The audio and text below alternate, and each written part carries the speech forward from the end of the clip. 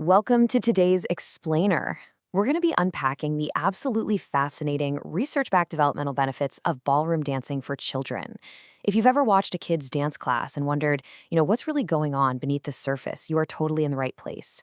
We're going to look strictly at the evidence today to see exactly how this specific type of movement shapes youth development. It's a great question, isn't it? A lot of parents and educators wonder if ballroom dancing is just about flashy costumes, rigid routines, and winning competitions. But as we comb through the research today, we're going to see how it actually acts as this incredible, holistic tool for human development. Turns out, there is a whole lot more going on than just learning how to waltz or cha-cha. I want to dive straight into a really powerful quote from the research that completely reframes ballroom dance as a multifaceted developmental powerhouse. Think about this for a second. It's not just a sport, it's not just an art, and it's not just a social club.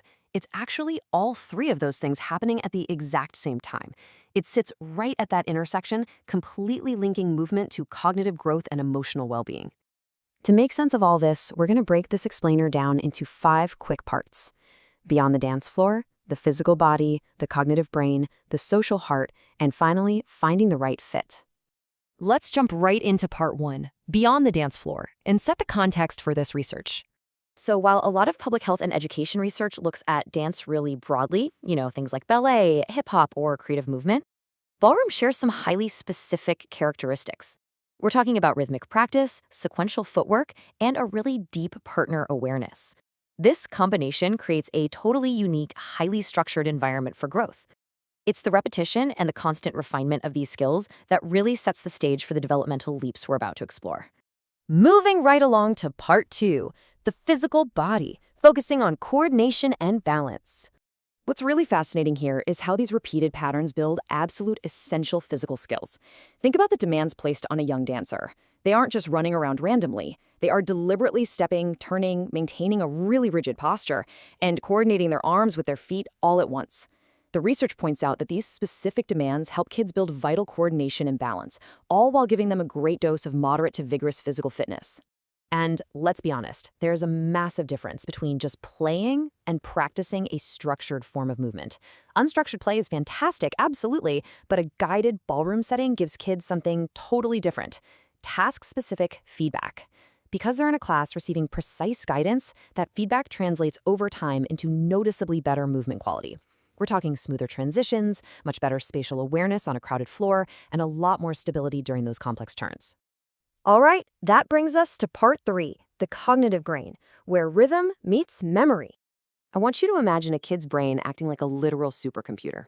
It's processing what researchers call a multi-cued environment. Dance is just inherently cognitive.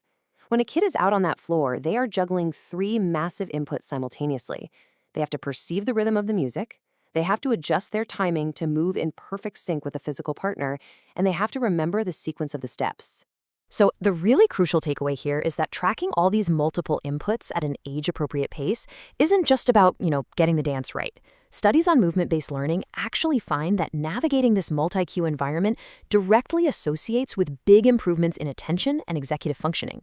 Specifically, it strengthens working memory, literally holding the steps in their mind, and inhibitory control, which is the ability to tune out distractions, like other kids bumping into them.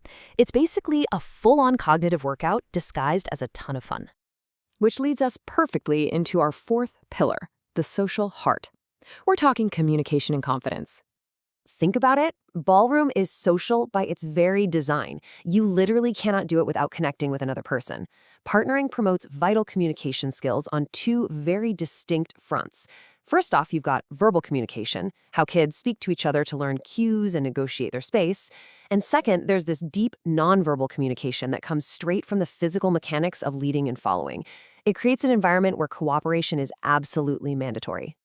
And when kids actually experience mastery in a consistent class, moving from those basic foundational steps up to tackling much more complex patterns, it builds an incredible sense of belonging. Let's face it, growing up is awkward enough, right? But when they feel like they belong and they actually see themselves improving, they become so much more willing to take on new challenges and interact positively with their peers. The research on youth activities points out that this kind of competence, paired with supportive instruction, builds immense self-confidence. Now, I do need to point out a massive caveat from the research. We can't ignore this.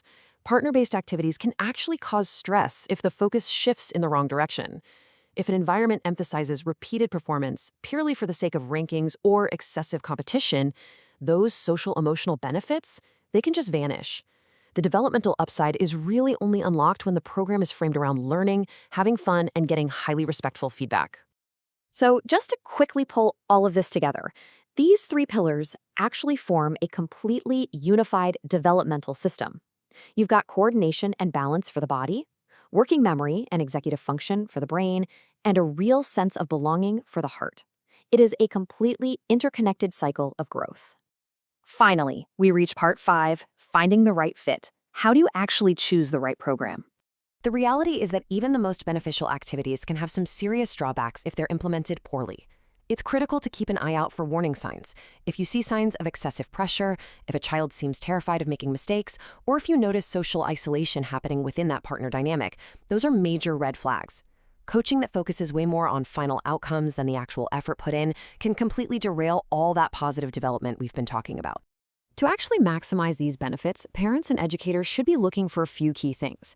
You want qualified instructors who have child-specific training and a supportive coaching style. Look for progressive learning, programs that build technique step by step instead of forcing really early complexity. You also want a balanced focus on pure enjoyment alongside maybe some occasional performances. And of course, strict safety practices, mindful warm-ups, the right footwear, and expectations that actually match a child's attention span and physical limits.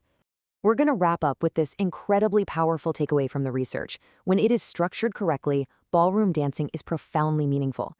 The true magic doesn't lie in churning out professional performers. It lies in the routine of practice, the pure joy of learning patterns, and the deep social bonds that kids form in class. It serves as a beautifully structured, music-driven way to move and connect. Looking at all this evidence, it leaves us with a pretty fascinating question to ponder.